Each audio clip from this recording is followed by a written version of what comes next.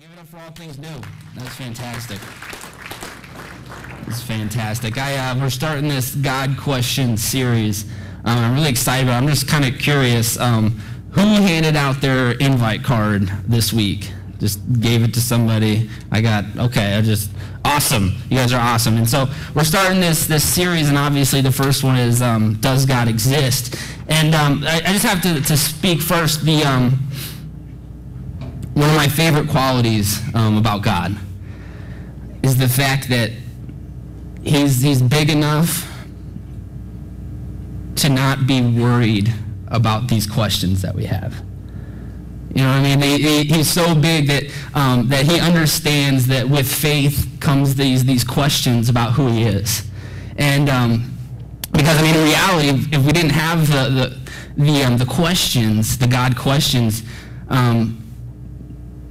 who doesn't have any questions about God? I mean, this is what we come to struggle with, some of the different things, and it's part of faith in reality, because if faith is believing what we don't see.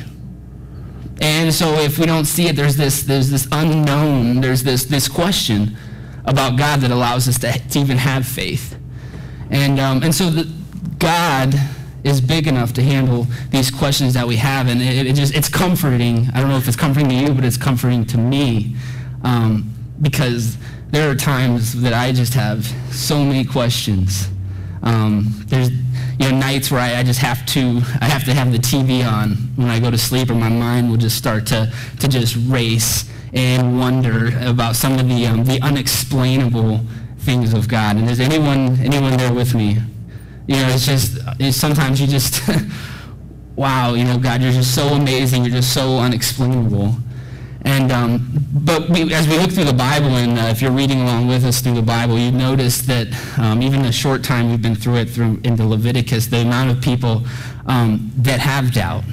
And if you're familiar with some of the Bible stories, it's the greatest men and women of God had times in their lives when they asked the questions. When they weren't sure about what God was doing, and they didn't really know if this thing was real.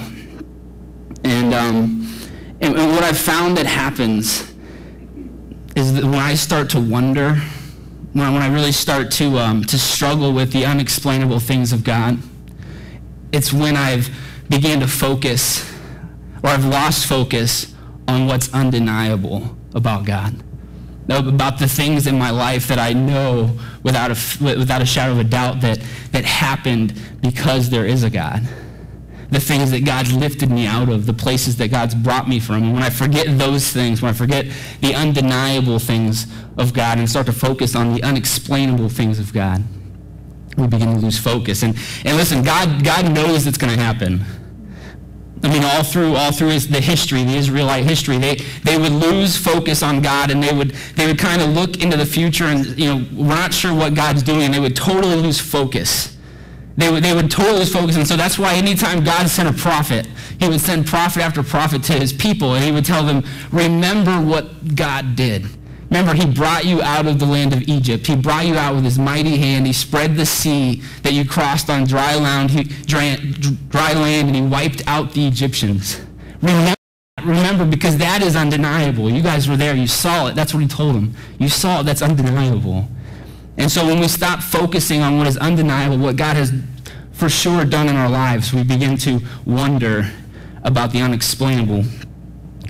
And it's really only in the spiritual part of our lives that we allow the unexplainable things to hold us back.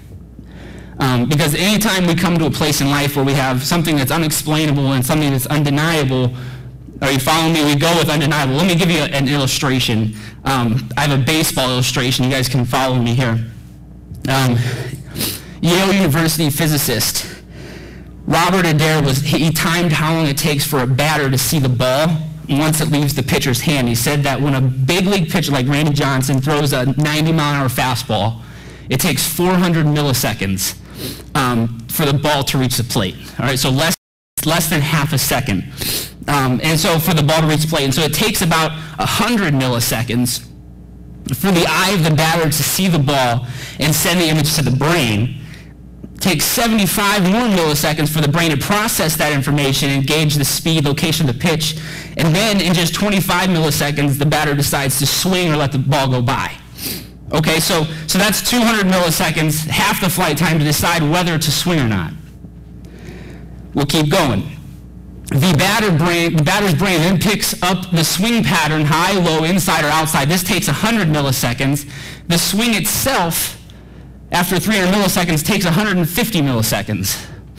All right, who operates on milliseconds? You guys with me here? This is physicist. And so the second half of the swing takes 250 milliseconds. So what is our conclusion? It takes 450 milliseconds to hit a 90-mile-per-hour fastball, but it only takes it 400 milliseconds to cross the plate. And so the conclusion is you can't hit one. Right? That's physics. You just can't hit a fastball. You guys, you don't buy that, do you? Why not? You see it every day. You've seen not just one person hit it by chance. And actually, if you do the study, if you do up to a 95-mile-per-hour fastball, you might as well blindfold yourself and just swing. And you have about the same chances of hitting it.